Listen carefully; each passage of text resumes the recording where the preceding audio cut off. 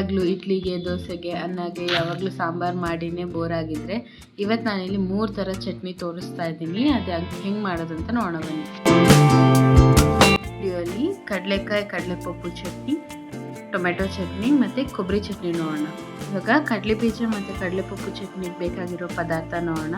1 cup ಕಡಲೆ ಬೀಜ, 1 cup ಕಡಲೆಪಪ್ಪು, 2 ಈರುಳ್ಳಿ, ಖಾರಕ್ಕೆ ತಕ್ಕಷ್ಟು ಹಸಿಮೆಣಸಿನ್ಕಾಯಿ, ಪುದೀನ, 1 ಬಟ್ಲು ಎಣ್ಣೆ, ರುಚಿಗೆ ತಕ್ಕಷ್ಟು ಉಪ್ಪು. ಇವಾಗ ಒಂದು ಪ್ಯಾನ್ಗೆ 1 ಸ್ಪೂನ್ ಎಣ್ಣೆ ಹಾಕ್ಕೊಂಡು ಕಡಲೆ ಬೀಜನ ರೋಸ್ಟ್ ಮಾಡ್ಕೊತಾ ಇದ್ದೀನಿ.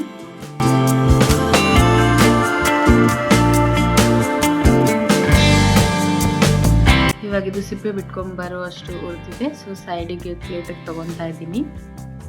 ಇವಾಗ 1 ಕಪ್ ಕಡಲೆಪಪ್ಪನ್ನ ಹಾಕ್ಕೊಂಡು ರೋಸ್ಟ್ ಮಾಡ್ಕೊತಾ ಇದ್ದೀನಿ. ಇದೆಲ್ಲ ಮೀಡಿಯಂ ಫ್ಲೇಮಲ್ಲೇ ಇಟ್ಕೊಂಡು ಮಾಡಿ.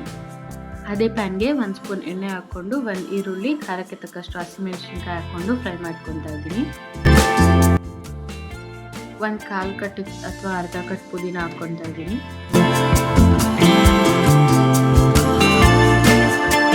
ಇವಾಗ ಇದೆಲ್ಲ ಫ್ರೈ ಆದಮೇಲೆ ಮಿಕ್ಸಿ ಜಾರ್ಗೆ ಹಾಕ್ಕೊಳ್ಳೋಣ.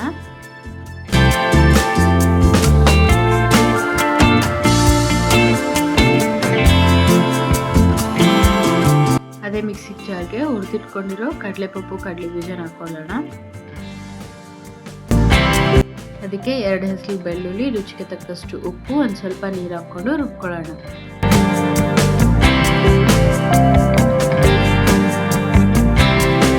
ಇವಾಗ ರುಬ್ಕೊಂಡಿರೋದಕ್ಕೆ ಎಣ್ಣೆಯಲ್ಲಿ ಸಾಸಿವೆ ಕರಿಬೇವು ಹಾಕ್ಕೊಂಡಿರೋ ಒಗ್ಗರಣೆ ಹಾಕ್ಕೊಂಡ್ರೆ ಪುದೀನ ಹಾಕ್ಕೊಂಡಿರೋ ಕಡಲೆ ಬೀಜ ಕಡಲೆಕಾಯಿ ಚಟ್ನಿ ರೆಡಿ. ತುಂಬ ರುಚಿಯಾಗಿರುತ್ತೆ, ಒಂದ್ಸರಿ ಟ್ರೈ ಮಾಡಿ ನೋಡಿ. ಇವಾಗ ಟೊಮೆಟೊ ಚಟ್ನಿ ಹೆಂಗೆ ಮಾಡೋದು ಅಂತ ನೋಡೋಣ ಬನ್ನಿ. ಇದಕ್ಕೆ ಬೇಕಾಗಿರೋ ಪದಾರ್ಥ 3 ಟೊಮ್ಯಾಟೊ, 1 ಈರುಳ್ಳಿ, 1 ಸ್ವಲ್ಪ ಜೀರಿಗೆ, 3ರಿಂದ 6 ಮೆಣಸಿನ್ಕಾಯಿ, ಸಾಸಿವೆ, 1 ಕಪ್ ಎಣ್ಣೆ, ರುಚಿಗೆ ತಕ್ಕಷ್ಟು ಉಪ್ಪು, ಕೊತ್ತಂಬರಿ. ಇವಾಗ ಒಂದು ಪ್ಯಾನ್ಗೆ 2 ಸ್ಪೂನ್ ಎಣ್ಣೆ ಹಾಕ್ಕೊಂಡು ಅದಕ್ಕೆ 1 ಸ್ಪೂನ್ ಜೀರಿಗೆ, ಹೆಚ್ಚಿಟ್ಕೊಂಡಿರೋ 1 ಈರುಳ್ಳಿ ಹಾಕ್ಕೊಂಡು ಫ್ರೈ ಮಾಡ್ಕೊತಾ ಇದ್ದೀನಿ.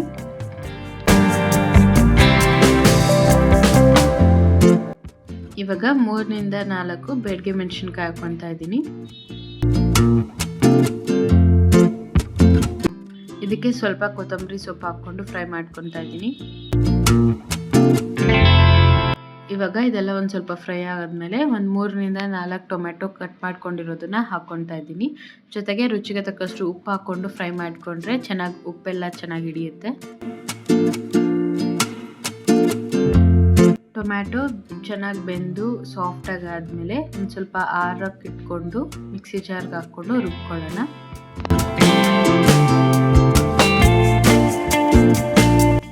ಇವಾಗ ಈ ರುಬ್ಕೊಂಡಿರೋದನ್ನ ನಾವು ಡೈರೆಕ್ಟಾಗಿ ಪ್ಯಾನಲ್ಲೇ ಒಗ್ಗರಣೆ ಹಾಕ್ಕೊಳ್ಳೋಣ. ಇವಾಗ ಪ್ಯಾನ್ಗೆ 2 ಸ್ಪೂನ್ ಎಣ್ಣೆ, ಒಂದು ಸ್ವಲ್ಪ ಸಾಸಿವೆ ಜೀರಿಗೆ ಹಾಕ್ಕೊಂಡು ಅದು ಚಿಟಪಟ ಅನ್ನೋವರೆಗೂ ಬಿಟ್ಟು ಕರಿಬೇವು ಹಾಕ್ಕೊಂಡು ಫ್ರೈ ಮಾಡ್ಕೊಳ್ಳೋಣ.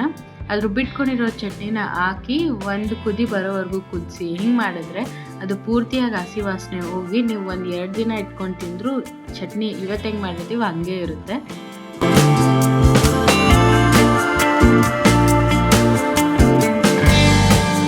ಇವಾಗ ಕೊಬ್ಬರಿ ಚಟ್ನಿ ಹೆಂಗೆ ಮಾಡೋದು ಅಂತ ನೋಡೋಣ. ಅದಕ್ಕೆ ಬೇಕಾಗಿರೋ ಪದಾರ್ಥಗಳನ್ನು ನೋಡ್ಕೊಂಬರೋಣ.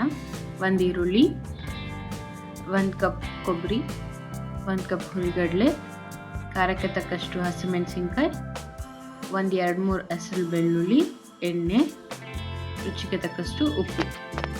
ಇವಾಗ ಒಂದು ಪ್ಯಾನ್ಗೆ 1-2 ಸ್ಪೂನ್ ಎಣ್ಣೆ ಹಾಕ್ಕೊಂಡು ಕಟ್ ಮಾಡಿ ಇಟ್ಕೊಂಡಿರೋ ಈರುಳ್ಳಿ ಮತ್ತು ಮೆಣಸಿನ್ಕಾಯಿ ಹಾಕ್ಕೊಂಡು ಫ್ರೈ ಮಾಡ್ಕೊಳ್ಳೋಣ.